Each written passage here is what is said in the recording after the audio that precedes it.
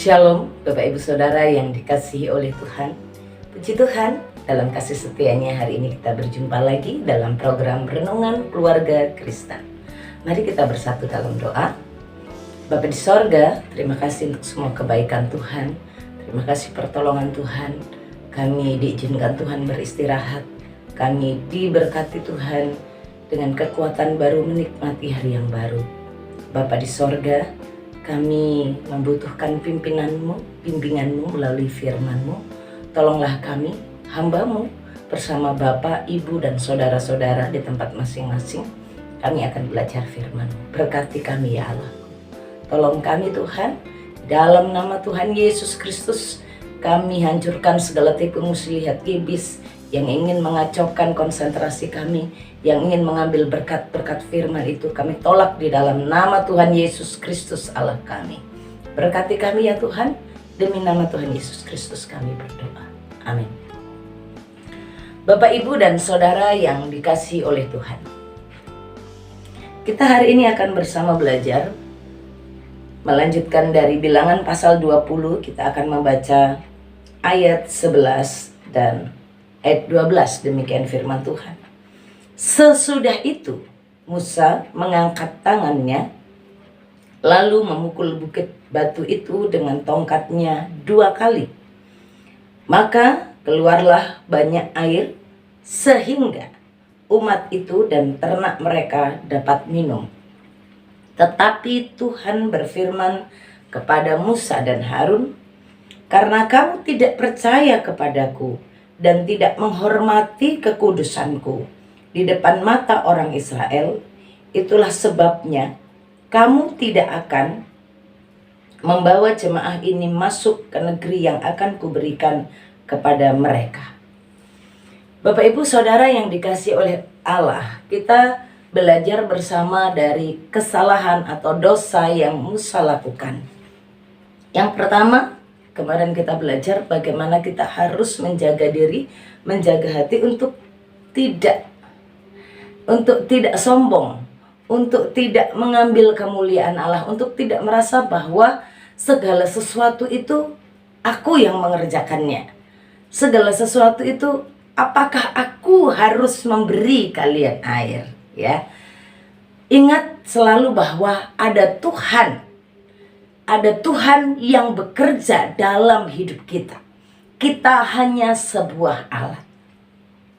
Waspada dan hati-hati dengan hal ini, agar kita tidak jatuh ke dalam dosa, merasa kitalah yang bekerja, kitalah yang bertanggung jawab. Nah, kita akan belajar dari ayat yang ke-11 dan ayat yang ke-12 itu adalah tentang dosa kemarahan. Kemarahan Musa ini adalah kemarahan yang tidak tuntas. Kemarahan yang terus-menerus atau bisa disebut sebagai berlanjut begitu ya.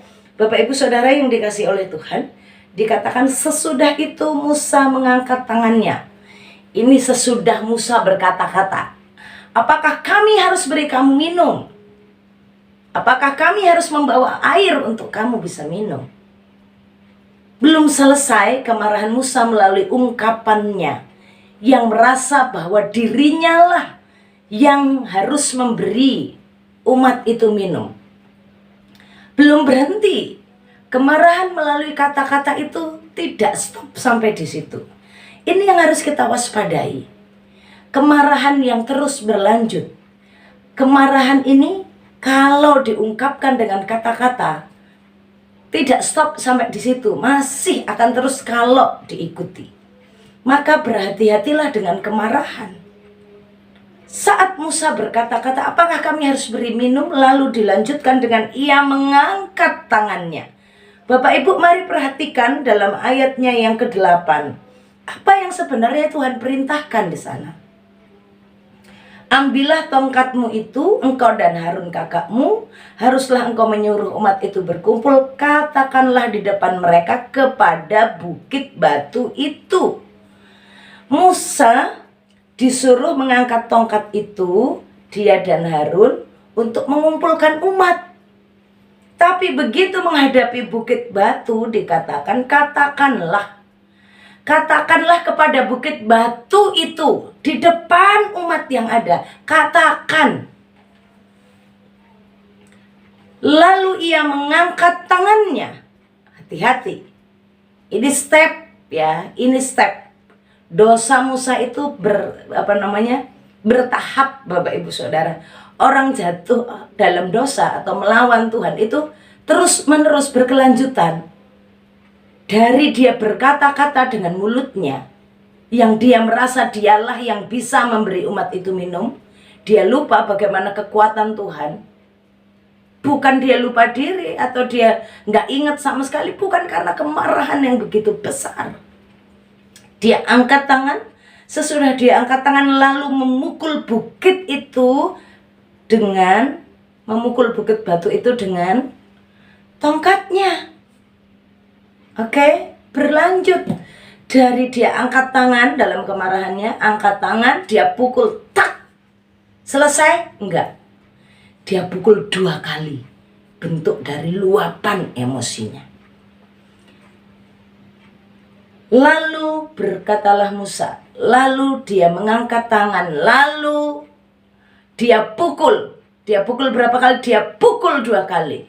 Sehingga mereka bisa minum. Ayat yang ke-12 jelas.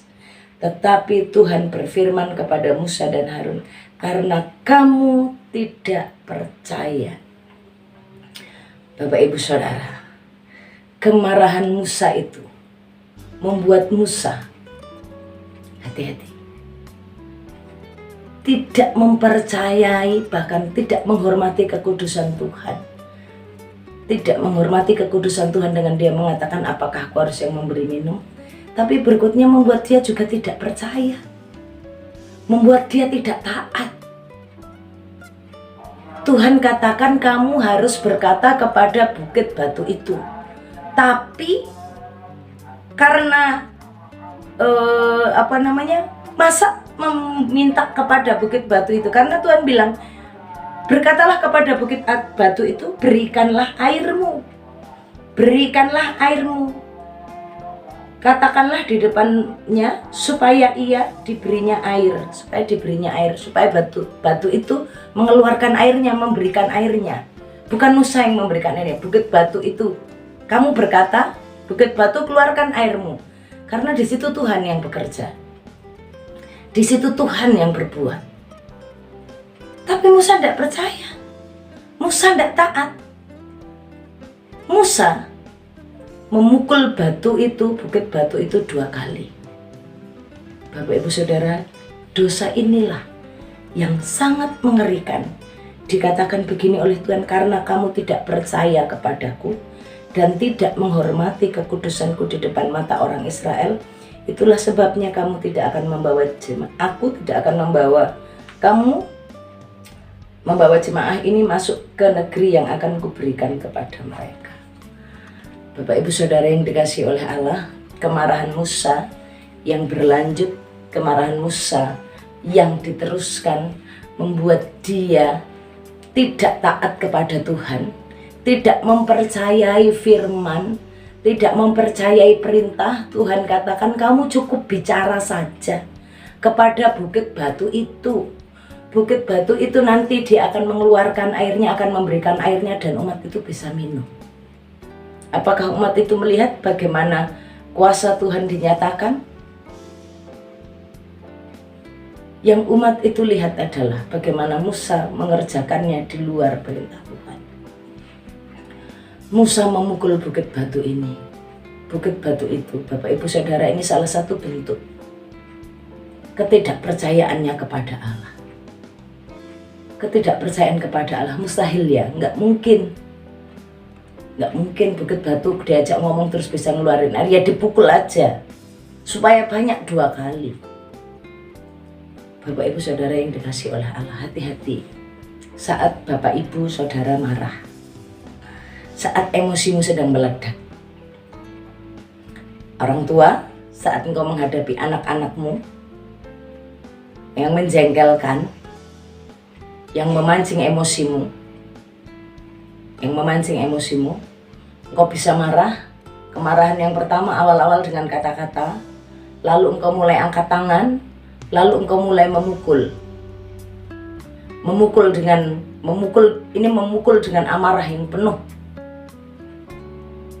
Orang tua, bapak-bapak, ingat apa kata Alkitab.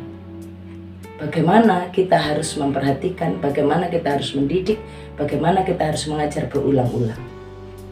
Kadang-kala kita berkata, Papa sudah bicara dengan kamu ya, kenapa kamu tidak melakukannya? Apakah harus berbicara berulang-ulang? Iya, kitab Ulangan berkata hendaklah kamu berbicara berulang-ulang. Bahkan saat kamu tidur, saat kamu berbaring, saat kamu duduk, saat kamu dalam perjalanan, kamu harus mengajarkan tentang Tuhan. Kenapa? Karena engkau sibuk, engkau merasa terganggu, dan engkau merasa dibuat repot oleh anakmu, dan engkau marah dengan itu. Ibu-ibu, ya, harus berbicara berulang-ulang, tapi bukan berarti dengan kecerewetan. Tidak. Berbicara dengan penuh kasih. Mengasuh anak dengan penuh kasih, dengan penuh kesabaran. Demikian juga istri-istri kepada suami. Kalau engkau marah dan marahmu itu berlanjut, hati-hati. Hati-hati. Hentikan marahmu itu. Supaya itu terus tidak ditunggangi iblis dan mengacaukan kehidupan. Membuat engkau tidak percaya dengan Allah. Percayalah, Tuhan sanggup mengubahkan pasanganmu. Percayalah, Tuhan sanggup berkata-kata kepadanya. Tuhan bisa menolong keluargamu. Apakah ada Bapak Ibu Saudara yang berdoa tapi belum dijawab Tuhan dan akhirnya marah? Dalam pergumulan kesulitanmu, engkau membutuhkan sesuatu. Apa yang kau lakukan? Masa sih Tuhan bisa memberikan aku berkat? Nggak mungkin lah. Gimana caranya? Ya udah, pinjol aja. Pinjol dianggap lebih bisa memberikan jawaban daripada Tuhan. Hati-hati, Bapak Ibu Saudara yang dikasihi oleh Tuhan. Saat engkau tidak percaya kepada Tuhan, engkau tidak menghormati kekudusan Tuhan, maka engkau tidak akan menikmati berkat-berkat tanah perjanjian. Seperti umat Israel, seperti Musa dan Harun yang hanya diizinkan melihat saja. Musa diizinkan melihat tapi tidak diizinkan menikmati. Bapak Ibu, gimana kalau kita hanya boleh mengincang, hanya melihat dari jauh. Ini loh berkat-berkat Tuhan. Kita dengarkan nih dari firman Tuhan. Ini berkat-berkatnya. Kalau hidup sungguh dalam Tuhan, ini berkat-berkatnya. Tapi kita hanya diizinkan mendengar, tidak menikmatinya. Bukan karena Tuhan gak bisa bawa dan tuntun kita ke sana, bukan. Tapi karena hati kita gak percaya. Saat kita ada dalam kesulitan, saat kita ada dalam kekeringan, di depan mata gak ada sumur, gak ada sungai, gak ada laut. Yang ada pinjol, ya pinjol yang dicari. Tuhan di mana? Nggak ada. Padahal Alkitab berkata, mintalah. Ada cara Tuhan. Ada pertolongan Tuhan, Bapak Ibu Saudara. Tuhan bisa kirimkan siapa saja. Tuhan bisa gerakkan orang-orang baik untuk memberkati Bapak Ibu Saudara. Tuhan juga bisa pakai apa saja yang ada di tangan Bapak Ibu Saudara untuk menjadi berkat. 5 roti dan 2 ikan bisa menjadi mujizat. Apa yang ada padamu, jika engkau bawa kepada Tuhan, Tuhan bisa lakukan banyak perkara. Bapak Ibu Saudara, mari kita datang kepada Allah hari ini, menyerahkan emosi kita, agar kita dikuasai oleh Roh Kudus, dan kita tidak menjadi umat yang gagal. Kita hanya mendengar berkat-berkat dan kita tidak menikmatinya. Belajar untuk percaya, belajar untuk beriman, mempercayai bahwa Tuhan sanggup, Tuhan bisa menolong. Mari kita berdoa. Bapa kami yang di sorga, terima kasih untuk firman. Engkau menolong dan memberkati kami hari ini. Mampukan kami ya Allah untuk terus hidup bergantung kepada Tuhan. Mampukan kami untuk terus mengandalkan Tuhan dan mempercayai firman-Mu Engkau akan genapi.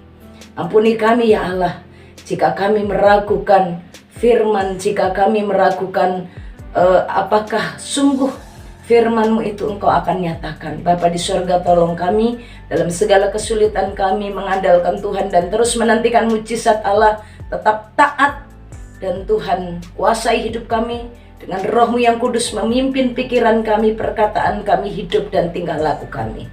Sehingga kami melakukan apa yang benar seperti yang Tuhan katakan, bukan yang benar menurut pikiran kami. Tuhan Yesus, berkatilah setiap umat-Mu ini. Arahkan hatimu kepada Tuhan dan terimalah berkat-Nya. Tuhan memberkati engkau dan melindungi engkau. Tuhan menyinari engkau dengan wajah-Nya dan memberi engkau kasih karunia. Tuhan menghadapkan wajah-Nya kepadamu dan memberi engkau damai sejahtera dari sekarang sampai selama-lamanya. Amin. Shalom, Tuhan Yesus memberkati.